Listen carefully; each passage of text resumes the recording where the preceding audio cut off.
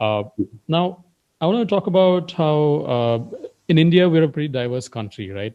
And it extends out to alcohol as well. We've got a lot of local spirits. Every few hundred kilometers, local spirits and brews. Now, what's Mhm. holding these spirits back from being in a modern bar? Do you see them being more mainstream and being included next to whiskeys and gins sometime in the future?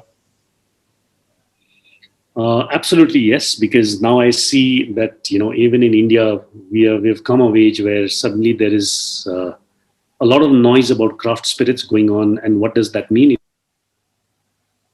It means spirit being produced in a very controlled environment. The person who is making it knows what he or she is doing. He's doing it purely because he's passionate about it, and Right. also making sure that there is a great amount of quality control. And I have also seen quite a few people from different parts of India uh, doing good amount of research in terms of, for example, if it is Feni. I know of a Goan who is making Feni, but he's not making Feni because it's part of his culture. He's also first done a lot of research in terms of what was the traditional way of making Feni 100 years ago, Right. and why was it different, and trying to incorporate that with modern techniques, right? So you want to do a conventional Feni, yet in a more application, using modern equipment. Right. So there is a lot of these things going on, and I do see that we will, as a more versatile spirit country, Right. and also the fact that, like I mentioned earlier, the diversity, the culture, the Right. flavors that we have to offer to the world Right. is tremendous. Uh, you know, I know of at least 8 to 10 gin brands that Right. has just released their gins from India, Oh, wow. and each one has a story.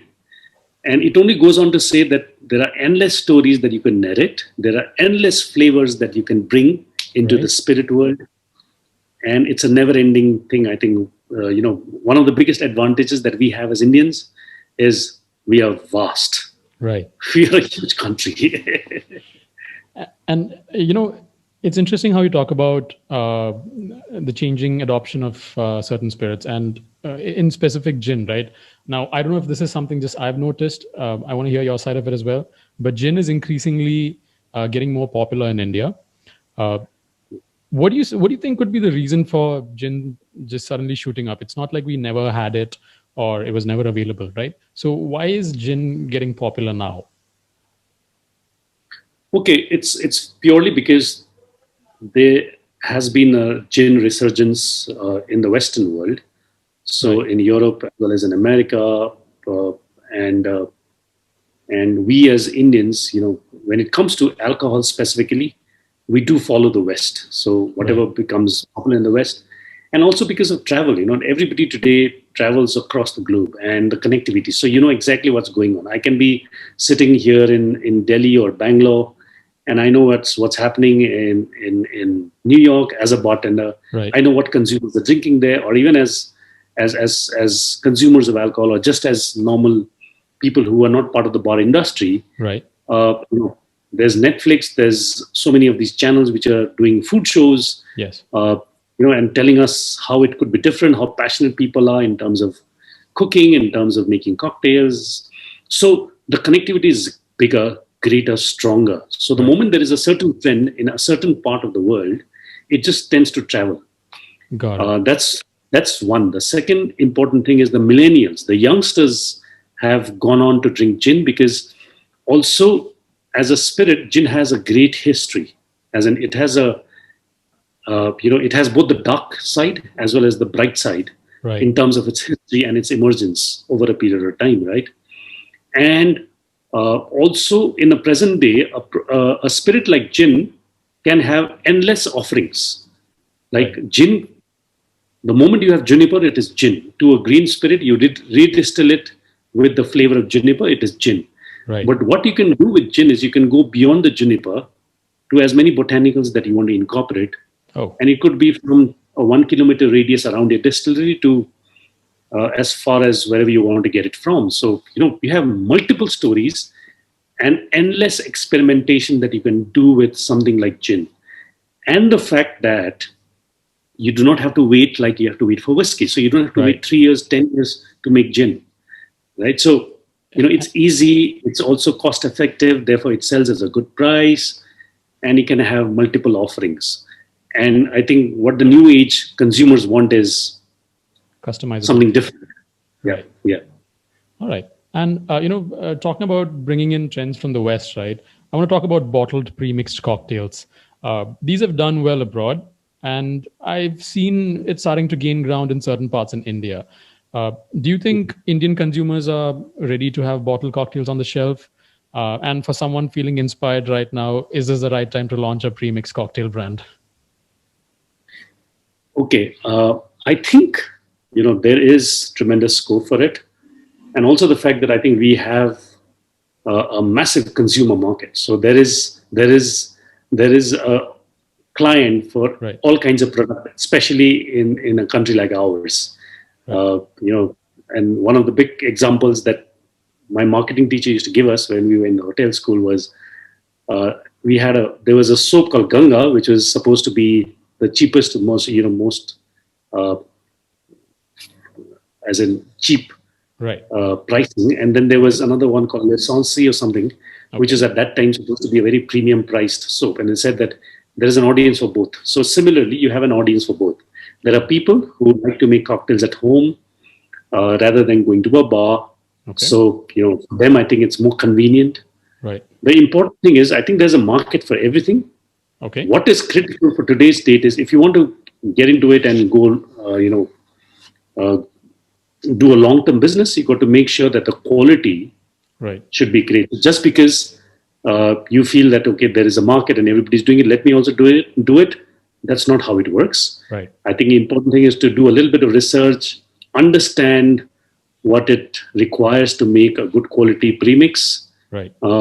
and not just fool the world by putting it in a fancy bottle. These are very, very important aspects Okay. because at the end of the day, he might buy it from the supermarket because it looks good, Right. and for the first time he'll buy it because it looks good. But from the second time onwards, it has to appeal to his palate. Right. If he says, "Wow, I bought that and it's as good as me making that cocktail or drinking it at a bar," I think it is definitely going to work. And you got to have a vision. Right. It's not when I think you got to build on it. So there are a lot of other aspects that comes into this as well. You know, Then that's when the whole you're preparing. bureaucratic process, everything comes Yeah, together. absolutely. You have to Yeah. have a Yeah. plan for it. Yeah. You have to All have right. a plan for it. Okay. And, you're someone who's seen celebrations, sorrows, and every spectrum of human emotion, during a regular work day, right? But where do you go to celebrate or drown your sorrows or just unwind? Do you go to your own bar? Do you, or just not want to see a bar off when you're done with work? So for me, I can still go back to my bar, or I go to other bars in Right. town where Okay. I feel at home, uh, and enjoy a good drink, catch up with a friend, or just be there on my own to just kind of unwind. So it happens to be sometimes my own bar as well. So like there've been times when it gets busy and I go Right. behind the bar to help my bartenders. Okay. And suddenly the energy is great, and I get into the mood where I feel that, oh, let me pour a whiskey for myself. Right. So I sit in the corner of the bar, have that whiskey without even talking to anybody. I'm not even talking to uh, my customers. I'm just there Right. all by myself, sitting in the corner of the bar and unwinding. So uh, it's all about the mood and the moment. Sometimes it just happens, and it's happened to me many, many times, and my Right. bartender knows it. Okay. Suddenly I'll go grab a bar stool and sit in the corner and say, "Can you just pour me a whiskey on the rocks, please?"